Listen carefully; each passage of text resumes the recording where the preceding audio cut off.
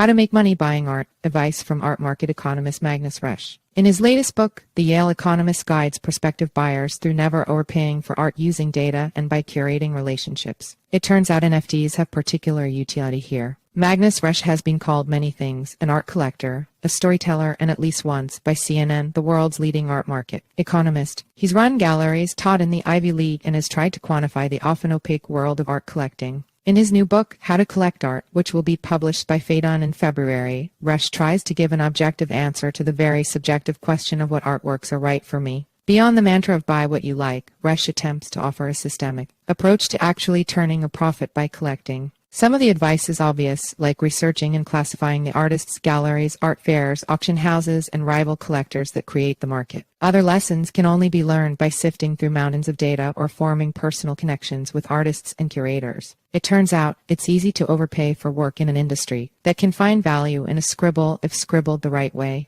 Nowhere is this more evident than in the world of non-fungible tokens (NFTs), which has been dominated by cartoon figures, typically animals meant to be used as social media avatars. While Resch does not see many NFT projects rocked by the market downturn rebounding, he does believe the technology itself will profoundly reshape how the art market economy functions. High information on provenance will become clearer and more accessible, eliminating much of the historical mystique that the art industry has to some extent fostered, he writes. That's important considering some of Resch's earlier research analyzing sales information from nearly 500,000 artists around the world, which found there is a network of interconnected galleries and museums that essentially determines whether an artist succeeds in their lifetime. NFTs help by allowing artists to form closer relationships with collectors, breaking down barriers, and making it easier for interested collectors to enter the market. See also, Magnus Resch, The Art World Underestimates the Power of NFTs. Opinion: The opacity of the art market benefits a tiny elite of collectors, gallerists, and artists, but makes it harder for most artists and art lovers to connect, he wrote. CoinDesk spoke with Resch about the biggest lessons for people looking to get into art collecting, how new technologies like blockchain are changing the practice, and why he thinks the biggest problem in the contemporary art scene is a lack of buyers. The interview has been lightly edited and condensed. Do you expect the NFT market to bounce back? And if so, in what ways? Will it be driven by the launch of new projects, or is there hope for NFTs that have dropped to $0?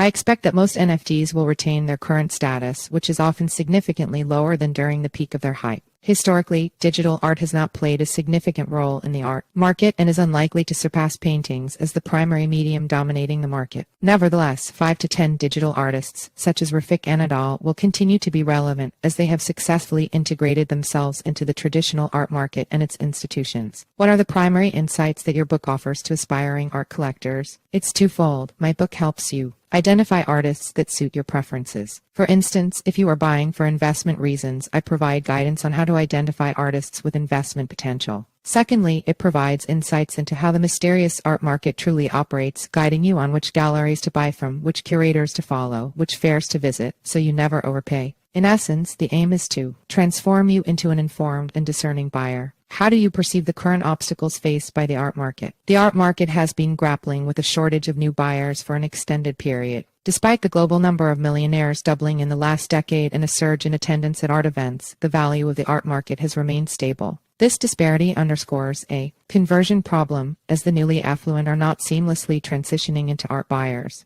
I believe a combination of education, entertainment, and transparency can play a pivotal role in converting more art enthusiasts into active buyers. My new book is a contribution towards this goal, and I've observed similar initiatives emerging from galleries, museums, and auction houses. An increase in the number of buyers is crucial for supporting the endeavors of artists, gallerists, advisors, and museums in the art world. What lessons can the art market draw from the NFT hype in 2021, and what enduring effects remain? The 3 key takeaways are: firstly, artists have the capability to build their own following and cater to these buyers. Secondly, a larger market with increased liquidity is created through price transparency, verifiable provenance, and low transaction costs. Thirdly, traditional art institutions still maintain value and won't disappear. Similarly, what won't be repeated by the NFT space following the market collapse? Lessons learned. Being an artist is challenging. Lasting value is primarily established when works are showcased in reputable institutions. The physical presence still holds importance for digital art. To succeed as a digital artist, it still requires the endorsement and support from established traditional institutions. Where do you anticipate the trajectory of the art market, and what significance do NFTs hold in shaping it? The introduction of blockchain technology and the various ways of using it has the potential to change the art market in a way that could not be accomplished otherwise. The convergence of digital art, crypto money, and blockchain technology will bring about a profound structural shift in the art ecosystem. Collectors won't buy if a work is not registered on the blockchain. Artists will exert more control over their work and earn royalties from resales. More collectors will populate a transparent market, and the art market will become more regulated for the better. This won't happen immediately, and initially, other luxury industries need to adopt it. The art market usually follows rather than taking the lead as a first mover. The art market is rife with money laundering.